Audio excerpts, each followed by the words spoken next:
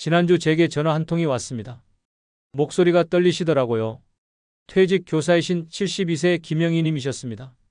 이분이 하신 말씀이 아직도 귓가에 맴돕니다. 선생님, 요즘 밥을 먹을 때마다 입안에서 이상한 금속 맛이 나요. 제가 어디 아픈 건 아닐까요? 처음엔 저도 미각에 문제가 생기신 건가 싶었습니다. 그런데 댁에 방문해서 주방을 보는 순간 가슴이 철렁했어요. 10년도 넘게 사용하신 밥솥 내솥, 코팅이 거의 다 벗겨져서 은빛 금속이 드러나 있었습니다. 김영희님께서 제 손을 꼭 잡으시며 말씀하셨어요. 나는 물도 아끼고 설거지도 줄이려고 밥솥에 쌀을 직접 넣고 씻었는데 그게 문제였나요? 그 순간 이분의 표정에서 자책과 걱정이 동시에 보였습니다. 좋은 의도로 하신 일이 오히려 건강을 해칠 수 있었다는 걸 알게 되신 거죠. 여러분께서도 김영희님처럼 지내오셨을 겁니다. 내 집만큼은 안전하다고 믿으시면서요. 아침에 일어나 밥을 지으시고 국을 끓이시고 물을 마시시면서 이 모든 게 당연히 안전할 거라고 생각하셨죠. 하지만 제가 25년간 수백 가정을 방문하면서 발견한 건 우리가 가장 안전하다고 믿는 그곳에 생각지 못한 위험들이 숨어 있다는 사실이었습니다. 저는 박진호입니다. 생활환경 독성학을 연구하면서 정말 많은 분들을 만났습니다. 그분들의 이야기를 들으면서 깨달은 게 있어요. 어르신들께 필요한 건 두려움이 아니라 지혜라는 것을요. 알면 대처하실 수 있고 대처하실 수 있으면 지키실 수 있습니다. 미국 환경보건학회지에 실린 연구를 보면서 저는 더 확신하게 됐습니다. 가정 내 일상용품에서 나오는 유해물질이 건강에 실제로 영향을 준다는 과학적 증거들이 계속 나오고 있거든요. 특히 주방조리기구와 플라스틱 용기에서 나오는 물질들이 체내에 쌓이면 인지 기능에까지 영향을 줄 수 있다는 겁니다. 우리나라 질병관리청 자료를 보면 더 가슴이 아픕니다. 60세 이상 분들의 혈액에서 측정되는 중금속 농도가 점점 높아지고 있다는 거예요.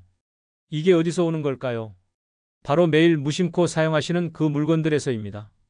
하지만 제가 오늘 이 자리에 선 건 여러분을 불안하게 만들려는 게 아닙니다. 희망을 드리고 싶어서예요. 김영희님처럼 걱정하며 밤잠을 설치실 필요 없습니다. 작은 변화만으로도 충분히 안전해지실 수 있습니다. 거창한 게 아닙니다. 오늘부터 바로 실천하실 수 있는 작은 습관들이에요. 지금부터 제가 여러분과 함께 댁의 구석구석을 돌아보려고 합니다. 숨어있는 위험들을 하나씩 찾아내고 어떻게 가족을 지키실 수 있는지 말씀드리겠습니다. 혹시 지금 주방을 떠올려 보실 수 있으신가요? 아침마다 밥을 지으시는 그 밥솥, 저녁마다 불을 켜시는 가스레인지, 냉장고 안에 보관하신 생수병들, 모두 너무나 익숙한 풍경이시죠? 그런데 이 익숙함 속에 우리가 놓치고 계셨던 것들이 있습니다. 오늘은 이런 일상의 물건들이 우리에게 어떤 이야기를 하고 있는지 함께 들어보려고 해요. 밥솥과 주방 도구가 보내는 신호, 가스레인지가 만들어내는 보이지 않는 위험, 페트병 속 물이 품고 있는 비밀, 플라스틱 용기가 숨기고 있는 진실, 그리고 좋은 향이라고 믿으셨던 것들의 실체까지요. 가정주부셨던 78세 이정숙님을 만났을 때가 생각납니다. 이분께서는 30년 넘게 쓰신 나무 주걱을 보물처럼 아끼셨어요. 이게 손에 딱 맞아서요. 밥 퍼기도 좋고, 그러시면서도 한편으론 걱정이 되신다고 하셨어요. 요즘 밥에서 이상한 냄새가 나는 것 같아서요. 제가 그 나무 주걱을 자세히 살펴봤을 때 이정숙님의 표정이 아직도 기억납니다. 나무 틈 사이사이에 세제가 스며들어 있었고 오랜 사용으로 표면이 거칠어져 있었어요. 그동안 깨끗하게 씻어서 쓰면 괜찮은 줄 알았는데 하시며 한숨을 쉬시더라고요. 제가 새 스테인리스 주걱으로 바꿔보시는 게 어떨까 제안드렸습니다. 한 달쯤 지나서 전화를 주셨어요. 선생님, 신기하게 그 냄새가 사라졌어요. 밥맛도 예전처럼 돌아왔고요. 이제 마음 편하게 밥을 먹을 수 있어요. 그 목소리에서 안도감이 느껴지더라고요. 혹시 아직 구독을 안 하셨다면 지금 눌러주시길 부탁드립니다. 이런 이야기들을 더 많은 분들과 나누고 싶습니다. 여러분의 구독 하나가 누군가의 건강을 지킬 수 있습니다. 좋아요도 함께 눌러주시면 정말 감사하겠습니다. 그럼 이제 주방으로 들어가 볼까요? 가장 먼저 살펴볼 곳은 바로 밥솥입니다. 댁의 밥솥 내솥을 마지막으로 들여다보신 게 언제이신가요? 저는 가정을 방문할 때마다 꼭 밥솥을 확인해 봅니다. 그때마다 가슴이 아픈 경우가 참 많습니다. 며칠 전 만난 은퇴 간호사 67세 박순자님 이야기를 들려드리겠습니다. 이분께서는 정말 깔끔하신 분이에요. 주방도 늘 반짝반짝하게 관리하시죠. 그런데 밥솥 내솥을 보는 순간 제 얼굴이 굳어졌습니다. 코팅이 여기저기 벗겨져서 은빛 알루미늄이 그대로 드러나 있었거든요. 선생님, 저는 매일 깨끗하게 씻었는데 왜 이렇게 됐을까요? 박순자님의 목소리에서 당혹스러움이 느껴졌어요. 알고 보니 이분께서도 밥솥에 직접 쌀을 넣고 씻으셨더라고요. 쌀알들이 내솥 표면을 계속 긁으면서 코팅을 조금씩 벗겨낸 거였죠. 유럽식품안전청 보고서를 보시면 이런 경우가 얼마나 위험한지 아실 수 있습니다. 코팅이 손상된 조리기구에서 알루미늄 같은 금속 성분이 음식으로 녹아 나온다는 겁니다. 특히 뜨거운 온도에서 오랜 시간 조리하실 때 더 많이 나온다고 합니다. 우리 몸은 알루미늄을 대부분 배출시킵니다. 그래서 젊으실 때는 큰 문제가 없으실 수 있죠. 하지만 나이가 드시면서 신장 기능이 약해지시면 이야기가 달라집니다. 배출이 잘 안 되기 시작하는 거죠. 국제 알츠하이머 학회지에 실린 연구를 읽으면서 저도 깜짝 놀랐습니다. 체내에 쌓인 알루미늄이 뇌 조직에 영향을 줄 수 있다는 거예요. 물론 이게 직접적인 원인이라기보다는 여러 위험 요인 중 하나입니다. 하지만 피하실 수 있는 위험이라면 피하시는 게 맞지 않을까요? 박순자님께 말씀드렸습니다. 쌀은 다른 그릇에 담아서 씻으시고 이 내솥은 새 것으로 교체하시는 게 좋겠습니다. 처음엔 아깝다고 하셨어요. 아직 쓸만한데 하시면서요. 그래서 제가 이렇게 여쭤봤습니다. 내솥 하나 가격이 얼마나 됩니까? 건강은 돈으로 살 수 없지 않습니까? 2주 후에 박순자님한테서 문자가 왔습니다. 새 내솥으로 바꾸고 나니 밥맛도 좋아지고 마음도 편해요. 왜 진작 안 바꿨을까 싶네요. 이런 메시지를 받을 때마다 제 일이 보람 있다는 걸 느낍니다. 스테인리스 밥솥을 쓰신다고 해서 완전히 안심하실 수는 없습니다. 표면에 붉은 녹이 슬거나 코팅이 벗겨지시면 니켈이나 크로뮴 같은 성분이 나올 수 있거든요. 세계보건기구에서도 니켈에 장기간 노출되시면 피부 민감성이나 알레르기가 생기실 수 있다고 경고하고 있습니다. 해결 방법은 정말 간단합니다. 쌀은 꼭 다른 그릇에 담아서 씻으시길 바랍니다. 밥솥 내솥은 밥 짓는 용도로만 사용하시는 겁니다. 이것만 지키셔도 내솥 수명이 2배 이상 늘어납니다. 그리고 작은 흠집이라도 보이시면 미련 없이 교체하시길 권해드립니다. 건강이 몇만 원보다 훨씬 소중하시니까요. 그런데 여러분, 밥솥보다 더 조심하셔야 할 게 있습니다. 바로 지금 이 순간에도 우리가 숨 쉬시는 공기를 오염시키고 있는 것, 가스레인지입니다. 요리하실 때 창문을 여시나요? 대부분 후드만 켜놓으시죠? 저도 이해합니다. 겨울엔 추우시고 여름엔 에어컨 틀어놓으셨으니까요. 하지만 이 작은 선택이 폐 건강에 큰 영향을 주실 수 있습니다. 요양보호사로 일하셨던 69세 정미자님을 잊을 수가 없습니다. 이분께서는 평생 요리를 사랑하셨어요. 가족들을 위해 하루 3끼를 정성껏 준비하셨죠. 요리할 때가 제일 행복했어요. 가족들이 맛있게 먹는 모습 보면 피곤한 줄도 몰랐죠. 그런데 몇 년 전부터 이상한 증상들이 나타나기 시작하셨답니다. 기침이 자주 나오시고 계단만 올라가셔도 숨이 가빠지시고 병원에 가보셔도 특별한 원인을 찾지 못하셨다고 하시더라고요. 나이 들어서 그런가 보다 했어요. 댁에 방문했을 때 제일 먼저 눈에 들어온 게 주방이었습니다. 환기는 어떻게 하시냐고 여쭤봤더니 후드만 켜신다고 하셨어요. 창문은 거의 안 여신다고요. 그 순간 원인을 알 것 같았습니다. 가스 불꽃이 타오를 때 보이지 않는 일들이 일어납니다. 산소가 부족해지는 순간 일산화탄소가 나오고 뜨거운 열이 공기 중 질소와 산소를 결합시켜 이산화질소를 만들어냅니다. 이산화질소가 뭔지 아십니까? 자동차 배기가스에서 나오는 바로 그 성분입니다. 미국 환경보호청 연구를 보시면 정말 충격적이십니다. 가스레인지 사용하실 때 나오는 이산화질소 농도가 교통 밀집 지역 수치와 비슷하다는 거예요.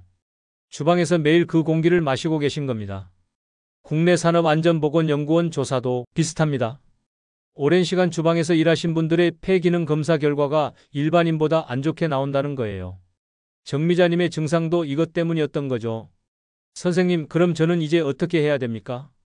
정미자님의 눈에 불안이 가득했습니다. 제가 손을 꼭 잡고 말씀드렸습니다. 지금부터라도 바꾸시면 됩니다. 전혀 늦지 않으셨어요. 해결 방법은 의외로 간단합니다. 요리 시작하시기 전에 주방 창문을 여시길 바랍니다. 그것만으로는 부족합니다. 집 반대편 창문까지 함께 여셔서 바람길을 만드시는 거예요. 신선한 공기가 한쪽으로 들어오고 오염된 공기가 반대편으로 빠져나가게요. 대한건축학회 논문에서도 이렇게 양쪽을 여셔서 환기하시면 오염물질 제거 효율이 3배 이상 높다고 했습니다. 후드는 위쪽 공기만 빨아들입니다. 우리가 숨 쉬시는 높이의 공기는 제대로 정화하지 못한다는 거죠. 정미자님께 이 방법을 알려드렸습니다. 추우셔도 요리하실 때만이라도 양쪽 창문을 여시길 바랍니다. 한 달쯤 지나서 전화를 주셨어요. 목소리가 훨씬 밝아지셨더라고요. 기침이 많이 줄었어요. 숨 쉬시는 것도 전보다 편해졌고요. 이제는 요리하는 게 다시 즐거워요. 그 말씀을 들으니 정말 기뻤습니다. 작은 습관 하나가 이렇게 큰 변화를 만들어내실 수 있다는겨. 여러분께서도 오늘부터 실천해 주시길 바랍니다. 요리하실 때는 양쪽 창문 열기. 난방비 몇백 원이 아까우셔서 건강을 포기하실 순 없으시지 않습니까? 그런데 여러분 공기만 조심하시면 될까요? 매일 마시시는 물에도 심각한 문제가 숨어 있습니다. 지금부터 그 이야기를 해보겠습니다. 생수 한 병 드실 때 한 번이라도 의심해 보신 적 있으십니까? 깨끗한 물이라고 믿고 마시시는 그 물에 대해서요. 전직 공무원이셨던 74세 강동희님이 생각납니다. 이분께서는 건강에 정말 신경 쓰시는 분이십니다. 하루에 물 2리터는 꼭 마셔야 한다며 하시면서 늘 생수를 드셨죠. 차 트렁크에도 생수 한 박스를 항상 실어 두셨고요. 여름에 댁에 방문했을 때였습니다. 차에서 생수 한 병을 꺼내 마시려고 하시길래 제가 깜짝 놀라서 말렸습니다. 잠깐만요. 그거 마시지 마십시오. 강동희님께서 어리둥절한 표정으로 저를 보셨어요. 그 생수병을 만져보니 뜨겁더라고요. 여름철 차 안 온도가 얼마나 올라가는지 아십니까? 60도까지도 올라갑니다. 그 온도면 페트병에서 미세 플라스틱이 엄청나게 나온다는 거예요. 네이처지에 실린 연구 결과가 충격적이었습니다. 페트병 생수 한 병에 수만 개의 미세 플라스틱 입자가 들어있다는 거예요. 수만 개입니다. 물 한 모금 마실 때마다 그 플라스틱 조각들도 함께 삼키고 계신 거죠. 그럼 저는 지금까지 뭘 마신 겁니까? 강동희님의 목소리가 떨리셨습니다. 특히 뜨거운 온도에 노출된 페트병은 더 위험합니다. 일본 국립환경연구소 실험을 보시면 60도 이상에서 미세 플라스틱뿐 아니라 포름알데히드까지 나온다고 합니다. 포름알데히드는 세계보건기구가 지정한 발암 가능 물질입니다. 물 끓여 마시면 괜찮지 않습니까? 많은 분들께서 이렇게 여쭤보십니다. 안타깝지만 끓이신다고 미세 플라스틱이 사라지진 않습니다. 더 충격적인 건 이 미세 플라스틱이 혈액에서도 발견된다는 거예요. 네덜란드 암스테르담 대학 연구팀이 사람들의 혈액을 검사했더니 80%에서 미세 플라스틱이 나왔습니다. 마신 물, 드신 음식 속 플라스틱 조각들이 혈관을 타고 온몸을 돌아다니고 있다는 겁니다. 미국 의학협회지 연구는 더 무섭습니다. 혈중 미세 플라스틱 농도가 높으신 분들에게서 염증 수치가 올라가고 장기적으로는 심혈관 질환 위험도 커진다는 거예요. 강동희님의 얼굴이 새하얘지셨습니다. 그럼 이제 물도 못 마시는 겁니까? 아니십니다. 그게 아닙니다. 제가 손을 잡고 천천히 말씀드렸습니다. 지금부터라도 바꾸시면 됩니다. 우리가 할 수 있는 일이 있습니다.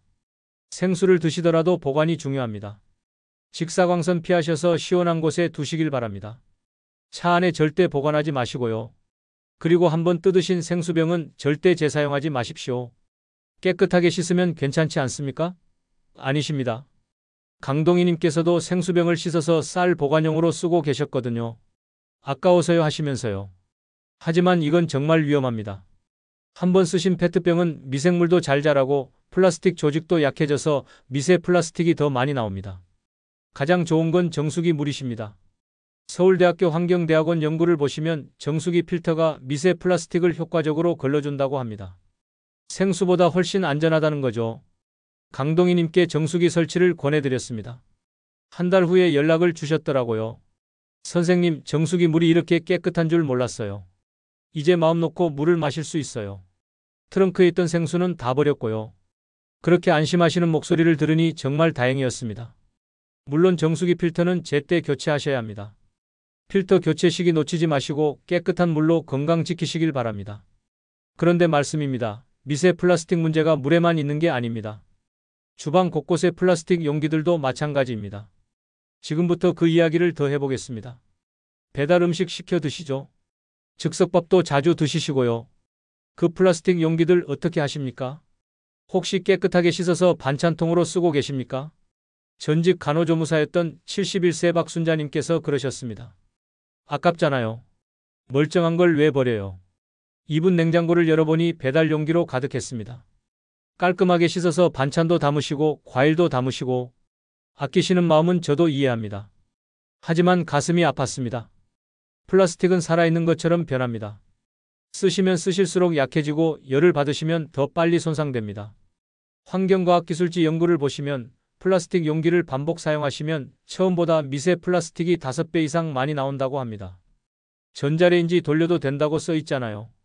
박순자님께서 용기 밑바닥을 가리키며 말씀하셨습니다. 맞습니다. PP 소재는 전자레인지 사용이 가능합니다.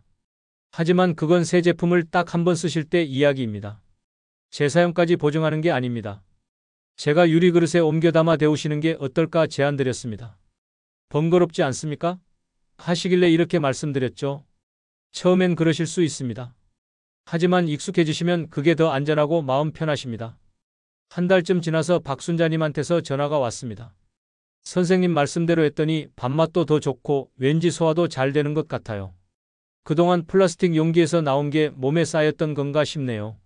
목소리에 안도감이 묻어나시더라고요. 생선이나 해산물도 조심하셔야 합니다. 바다가 많이 오염됐다는 건 다들 아시죠? 플라스틱 쓰레기들이 미세한 조각으로 부서져서 물고기들이 먹이로 착각합니다. 그 물고기가 우리 식탁에 오르는 거고요. 해양과학저널 연구가 충격적이었습니다. 시중에 파는 생선의 70% 이상에서 미세 플라스틱이 나왔다는 거예요. 더 문제는 이 플라스틱 조각들이 중금속까지 끌어당긴다는 거예요. 물고기가 플라스틱을 먹으면 중금속까지 함께 몸에 쌓이게 되는 겁니다. 은퇴하신 회사원 67세 최영수님께서는 생선 매운탕을 정말 사랑하셨습니다. 국물이 진짜 맛있거든요. 밥 말아 먹으면 꿀맛이에요 하시면서 항상 국물까지 싹싹 비우셨죠. 이분께 미세 플라스틱 이야기를 해드렸습니다. 처음엔 믿기지 않으신다는 표정이셨어요. 내가 평생 먹어온 건데 하시면서요. 하지만 연구 자료를 보여드리니 표정이 굳어지시더라고요. 그럼 생선을 아예 먹지 말아야 합니까? 아니십니다. 생선에는 좋은 영양소도 많으십니다. 오메가3 같은 거요. 중요한 건 얼마나 어떻게 드시느냐입니다. 일주일에 2~3번 정도가 적당하십니다. 조리하실 때는 끓이시는 게 좋습니다. 식품화학저널 연구를 보시면 끓이시면 미세 플라스틱 일부가 물로 빠져나간다고 합니다. 그러니까 국물은 적게 드시고 건더기 위주로 드시는 게 어떨까 싶습니다. 최영수님께서 한숨을 쉬시면서 말씀하셨습니다. 그래도 건강이 우선이죠 뭐. 앞으로는 건더기만 먹겠습니다. 그렇게 말씀하시는데 조금 서운해하시는 것 같아서 마음이 아팠습니다. 하지만 건강을 위한 선택이시니까요. 여기까지 주방 이야기였습니다. 이제 거실로 나가볼까요? 좋은 향이라고 믿고 사용하시는 것들, 그 안에 숨겨진 진실을 알아두셔야 할 시간입니다. 거실에 들어서시면 은은한 향이 나는 댁이 많으시죠? 방향제 향입니다. 좋은 냄새가 나니까 기분도 좋아지시고 집도 깨끗한 것 같으시고요. 하지만 그 향기 뒤에 숨겨진 이야기를 아십니까? 전직 약사셨던 68세 김현숙님께서는 향기를 정말 좋아하셨습니다. 집에 들어왔을 때 좋은 냄새가 나면 하루 피로가 풀려요 하시면서 방마다 방향제를 놔두셨어요. 거실, 침실, 화장실, 현관까지요. 그런데 이분께서 요즘 자꾸 깜빡깜빡 하신다고 걱정하시더라고요. 나이 들어서 그런가 봐요. 아까 뭐 하려고 했는지 자꾸 잊어버려요. 제가 대관을 둘러보다가 방향제들을 발견했습니다. 거의 모든 방에 하나씩 있으시더라고요. 서울대학교 보건대학원 연구 결과를 보시면 살생물질 성분에 장기간 노출되시면 인지 기능에 영향을 주실 수 있다고 합니다. 방향제나 살충제에 들어있는 바로 그 성분입니다. 매일 그 향을 맡으시면서 몸도 조금씩 영향을 받으시는 거죠. 세계보건기구에서도 실내 화학물질 사용을 줄이시고 자연 환기를 우선하시라고 권고합니다. 좋은 향보다 신선한 공기가 더 중요하다는 겁니다. 김현숙님께 방향제 개수를 줄여보시는 게 어떨까 제안드렸습니다. 대신 창문을 자주 여시는 게 좋겠습니다. 자연바람이 최고의 방향제이십니다. 처음엔 아쉬워하셨습니다. 그래도 향기가 있어야 집 같은데. 한 달 후에 만났을 때 김현숙님께서 놀라운 말씀을 하셨습니다. 신기하게 머리가 좀 더 맑아진 것 같아요. 깜빡하는 것도 줄었고요. 그리고 창문 열어놓으니 신선한 공기가 이렇게 좋은 줄 몰랐어요. 얼굴도 훨씬 밝아지셨더라고요. 염색이나 파마도 조심하셔야 합니다. 산업안전보건연구원이 미용실 종사자들 건강을 조사했더니 호흡기나 피부 문제가 일반인보다 많았답니다. 그분들만큼 자주 하시진 않으시지만 그래도 주의하실 필요는 있으십니다. 집에서 셀프 염색하시는 분들 계시죠? 꼭 창문 여시고 하시길 바랍니다. 김현숙님께서도 한 달에 한 번씩 집에서 염색하셨는데 욕실 문 닫고 하시다 보니 냄새 때문에 머리가 아프셨답니다. 창문 여시고 하시라고 했더니 훨씬 낫다고 하시더라고요. 모기약도 마찬가지입니다. 꼭 필요하실 때만 최소한으로 쓰시고 쓰신 다음엔 반드시 환기하시길 바랍니다. 이 모든 걸 완전히 피하실 순 없으십니다. 하지만 줄이실 순 있으십니다. 담배 한 대 피우신다고 폐암 걸리시진 않으시지 않습니까? 하지만 수십 년 매일 피우시면 위험해지시는 거죠. 독성 물질도 마찬가지입니다. 한 번 노출보다는 계속된 노출이 문제입니다. 그러니까 할 일은 가능한 한 노출을 줄이시는 겁니다. 낡은 플라스틱은 과감히 버리시길 바랍니다. 요리하실 땐 꼭 양쪽 창문 여시고요. 페트병 생수는 그늘에 보관하시고 가능하시면 정수기 물 드시길 권해드립니다. 방향제나 살충제는 정말 필요하실 때만 최소한으로 쓰시는 게 좋겠습니다. 이런 작은 실천들이 모여서 건강을 지켜드립니다. 하나하나는 사소해 보이셔도 쌓이시면 큰 변화가 되십니다. 이제 마무리하면서 오늘 배운 걸 정리하고 당장 실천하실 수 있는 방법을 말씀드리겠습니다. 오늘 함께 걸어온 길을 돌아봅니다. 주방에서 시작해서 거실까지 댁 곳곳에 숨어있던 이야기들을 나눴습니다. 무섭거나 불안하셨습니까? 그러실 필요 없으십니다. 이제 아셨으니까요. 아시면 대체하실 수 있고 대체하실 수 있으면 지키실 수 있으십니다. 밥솥 내속 코팅이 벗겨진 채로 쓰시면 금속 성분이 음식에 섞여 나옵니다. 특히 신장 기능이 약해지신 분들은 그게 몸에 쌓이실 수 있고요. 하지만 쌀은 따로 씻으시고 코팅 손상된 내솥은 바로 바꾸시면 됩니다. 그것만으로도 충분히 안전해지십니다. 가스레인지에서 나오는 일산화탄소와 이산화질소, 자동차 배기가스와 같은 겁니다. 장기간 마시시면 폐 건강에 안 좋으실 수 있습니다. 하지만 요리하실 때 양쪽 창문 활짝 여시면 됩니다. 바람길을 만드셔서 유해 가스를 빠르게 내보내시는 겁니다. 페트병 생수에 미세 플라스틱, 혈액까지 들어간다는 게 충격적이셨죠? 장기적으로 염증이나 다른 건강 문제의 원인이 되실 수 있습니다. 하지만 직사광선 피해서 보관하시고 플라스틱 재사용 안 하시고 정수기 물 드시면 노출을 크게 줄이실 수 있으십니다. 배달 용기나 즉석밥 용기 깨끗이 씻으셔도 재사용하시면 미세 플라스틱이 더 많이 나옵니다. 해산물도 미세 플라스틱과 중금속을 품고 있을 수 있고요. 하지만 플라스틱은 과감히 버리시고 유리나 도자기 쓰시고 해산물은 일주일에 두세 번 끓이셔서 건더기 위주로 드시면 안전하게 즐기실 수 있으십니다. 방향제, 살충제, 염색약, 파마약 이런 것들이 몸에 조금씩 영향을 주실 수 있습니다. 하지만 꼭 필요하실 때만 최소한으로 쓰시고 쓰신 다음엔 꼭 환기하시면 위험을 줄이실 수 있으십니다. 여러분, 이 모든 게 거창한 변화를 요구하는 게 아닙니다. 작은 습관이십니다. 쌀 따로 씻기, 창문 열기, 플라스틱 버리기, 정수기 물 마시기, 환기하기. 이런 작은 실천들이 건강을 지켜드립니다. 오늘 댁에 돌아가시면 밥솥 내솥부터 확인해 보시길 바랍니다. 코팅 벗겨지셨습니까? 그럼 새것 주문하시는 게 좋겠습니다.